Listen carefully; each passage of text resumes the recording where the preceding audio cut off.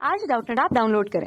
Doubtnut पर अपने सभी गणित, रसायन विज्ञान, भौतिक विज्ञान और जीव विज्ञान के डाउट्स का करो सफाया। बस प्रश्न की फोटो खींचो, एक ही प्रश्न को क्रॉप करो और तुरंत वीडियो सोल्यूशन पाओ। अभी डाउनलोड करें। प्रश्न दिया है, ताप की वृद्धि के साथ साथ रेडियो सक्रिय पदार्थ की सक्रियता बढ़ती है।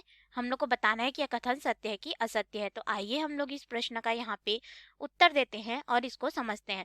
तो देखिए, हम लोग सबसे पहले इस प्रश्न का उत्तर देने से पहले ये समझते हैं कि रेडियो सक्रियता आखिर होती क्या है, तभी हमें पता चलेगा कि या फिर रेडियो सक्रिय जो पदार्थ होता है, ठीक है, उसमें जो रेडियो सक्रियता होती है यह क्या होती है, तभी हम बता सकते हैं कि यह कथन सत्य है कि असत्य। तो देखिए, रेडियो सक्रियता जो है, रेडियो एक्टिविटी, यह एक स्वतः प्रक्रम है। कैसा प्रक्रम है? स्वतः प्रक्रम है, जो कि खुद से ही होता है, ठीक है। और इस स्वतः प्रक्रम में यानी कि किसी भी पदार्थ के स्वतः प्रक्रम के रूप में अगर हम लोग देखें तो जो रेडियो सक्रिय पदार्थ होते हैं वो अपने में से अल्फा, बीटा और गामा विकिरणों का लगातार उत्सर्जन करते रहते हैं, ठीक है।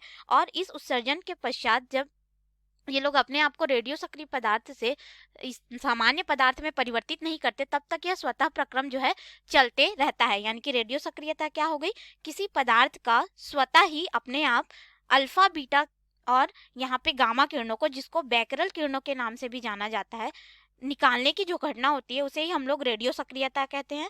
और ये जो पदार्थ से हमें प्राप्त हो रहे हैं किरण, इनको हम लोग रेडियो सक्रिय पदार्थ कहते हैं, ठीक है। तो देखिए, यहाँ पे क्या होता है कि जो रेडियो सक्रियता होती है, आर से हम लोग इसको दर्शाते हैं। ये जो रहता है समानुपाती होता है नाभिकों की संख्या एन से।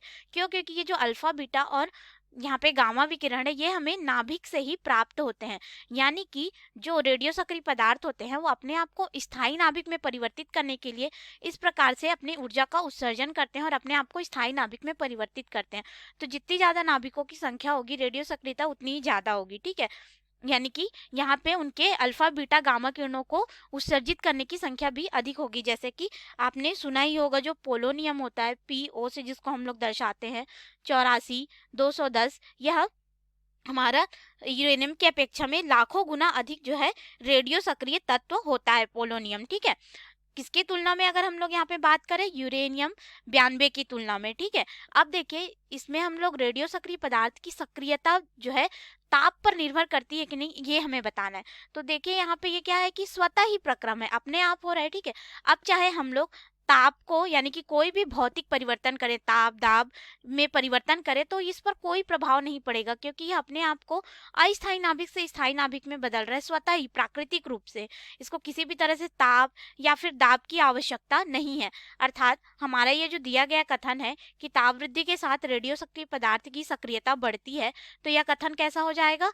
असत्य हो जाएगा, क्योंकि इस पर ताप का कोई प्रभाव नहीं पड़ता। यह स्वतः ही प्राकृतिक रूप से होने वाली प्रक्रिया है। तो हमारे प्रश्न का उत्तर होगा कि दिया गया कथन असत्य है। धन्यवाद। कक्षा 6 से 12वीं से लेकर नीट, IIT, JEE वो एडवांस के लेवल तक 1 करोड़ से ज्यादा छात्रों का भरोसा। आज ही डाउनलोड करें डाउटनेट ऐप या व्हाट्सएप करें अपने सारे डाउट्स 8400 400 400 पर।